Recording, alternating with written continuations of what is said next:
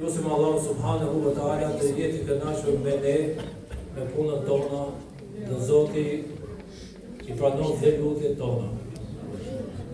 Ne sigurisht që gjithë Ramazanin kemi dëgjuar shumë, por ky muaj është muaj që ne duhet bëjmë ndryshimin gjithmonë për mirë. Dhe punën më të madhe që e kemi me veten tonë. Sepse raporti jonë është mes nesh dhe Zotit, pra fen, besimin e kemi për Allah subhanahu wa ta'ala. Dhe është individual.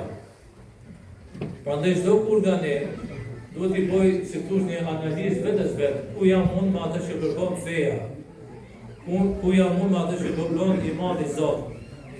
Pra në këtë Ramazan, a jemi bërë më të mirë apo jo? Nëse nuk jemi bërë, pse nuk jemi bërë? Por duhet me pyet veten pse? Pse?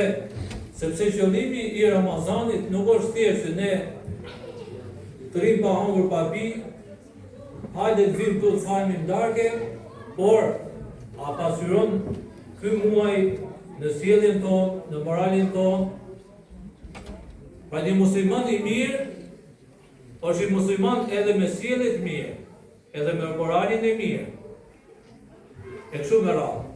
Prandaj feja jonë Islami i ka mësuar shumë kësaj pjese. Wa innaka la ala khuluqin azim. Allahu subhanahu wa ta'ala e ka lavdëruar profetin e tij në Kur'an duke i thënë dhe ti je në një gradë të lartë të moralit. Pra vëllezër, qëllimi i adhurimeve, pra i namazit, i agjërimit, qoftë edhe i haxhit është që ne të rregullojmë sjelljen tonë. Dhe për këtë duhet punojmë. Kishte qenë njëri, kishte pas plane shumë gjatë, pra të larta, ambicje të mëdha.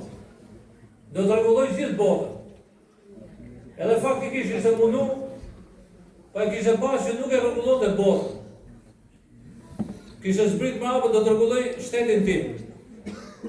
Pra njeriu i thjeshtë nuk i kishte rregulluar dot atë shtetin. Kishte zbrit mbrapa do të rregulloj qytetin tim. Duke zbrit, do të rregulloj lagjet, do të rregulloj familjen, në fund fare, sa më shkoi jeta, kishte vazhduar jetë me veten. Pra, ne, sigurisht do të vazhdojmë me veten tonë, me familjen tonë, që të rregullojmë dhe të përmirësojmë veten tonë. Dhe ky është qëllimi pra i adhurimeve, pra i namazit. Dhe ja treguam atë rastin që dikush viste po në profetin alayhis salam dhe falte namaz. I than profetit, kështu njëri. Tha namazin do ta pejgoj pra se të heqë dorë nga vjedhja, edhe ashtu ndodhi. Por ama ky namaz ka lënë gjurmë, do të lejë gjurmë pra. Do ta lejë gjurmë tek jeta jonë, tek vetët tona. Prandaj ju them me shumë zemër që mos jetë mirë Ramazan, hajtë se u krye edhe mirëpafshim Ramazan, edhe të themi në jetën tonë si kemi qenë e kështu me radhë. Jo, të mundohemi që të vazhdojmë edhe mas Ramazanit tek veprat e mira, tek punët e mira. Si thot Allahu subhanahu wa ta'ala në Kur'an, wa'bud rabbaka hatta ya'tiyaka al-yaqin. Adhuroj Zotin derisa të vijë ajo që është e sigurt pra vdekja.